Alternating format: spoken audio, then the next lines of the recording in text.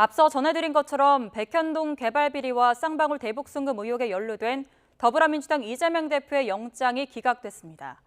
법원은 일부 혐의가 소명된다면서도 이 대표의 방어권을 보장할 필요가 있다고 그 이유를 밝혔는데요. 사건의 정점에 있다는 이 대표 신병 확보에 실패하면서 검찰 수사에도 급제동이 걸리게 됐습니다. 취재기자 연결해 알아보겠습니다. 김혜린 기자. 네, 사회부입니다. 네, 이 대표의 구속영장 기각 소식 자세히 전해주시죠. 네, 조금 전 더불어민주당 이재명 대표의 구속영장이 기각됐습니다. 구속 전 피의자 신문이 마무리된 지 7시간여 만에 결론을 내린 겁니다. 영장 심사를 맡은 유창훈 영장전담 부장판사는 이 대표가 현직 대표로서 공적 감시와 비판의 대상인 점을 고려할 때 증거인멸의 우려가 있다고 단정하기 어렵고 피의자의 방어권을 보장할 필요가 있다고 기각 사유를 밝혔습니다. 또 백현동 개발 비리 의혹은 이 대표가 연루됐다고 볼 만할 의심이 들긴 하지만 직접 증거가 부족하고 대북 송금 의혹과 관련해선 이 대표의 인식이나 공모 여부, 관여 정도의 다툼의 여지가 있다고 설명했습니다. 다만 위증교사 혐의는 소명되는 것으로 보인다고 밝혔습니다. 이에 따라 이 대표는 대기하고 있던 서울구치소에서 방금 전 풀려났습니다. 어떤 정치적 메시지가 나올지 관심이 집중되고 있습니다. 앞서 어제 오전 10시부터 9시간 20분 동안 진행된 신문 과정에서 검찰과 이 대표 측은 구속 필요성을 두고 치열한 공방을 벌였습니다.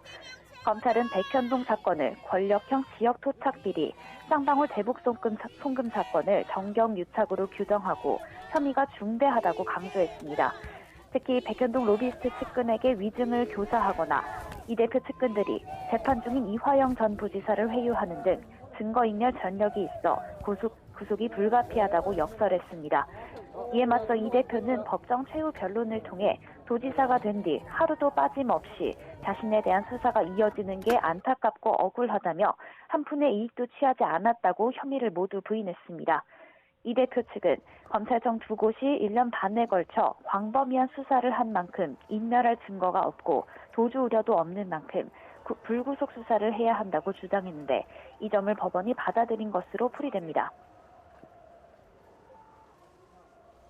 네, 이재명 대표가 받고 있는 혐의 다시 한번 자세히 정리해 주시죠. 네, 이 대표는 성남시장 시절 로비스트 김인섭 씨의 청탁을 받고 백현동 개발 사업에서 인허가 특혜를 제공해 민간업자에게 이익을 몰아주고 성남도시개발공사에 200억 원어치 손해를 끼친 혐의를 받습니다. 또 2019년 경기지사가 된 뒤에는 자신의 방북 등을 위해 경기도가 북한에 지급해야 할 800만 달러를 쌍방울 그룹이 대신 내도록 했다는 혐의 등도 받고 있습니다. 이와 관련해 이미 백현동 민간업자와 로비스트, 또 이화영 전 경기도 평화부지사 등 많은 관계자가 재판에 넘겨졌습니다. 검찰이 최종 결정권자로 규정한 이 대표 신병 확보에 실패하면서 이 대표를 불구속 기소할 가능성이 커졌습니다. 남은 수사도 차질이 불가피합니다. 검찰은 백현동 사건과 관련해 로비스트 김인섭 씨에게 200억 원을 요구받고 또 이 중의 절반은 이 대표 측 몫이라는 말을 들었다는 민간업자의 진술을 확보해 수사하고 있습니다.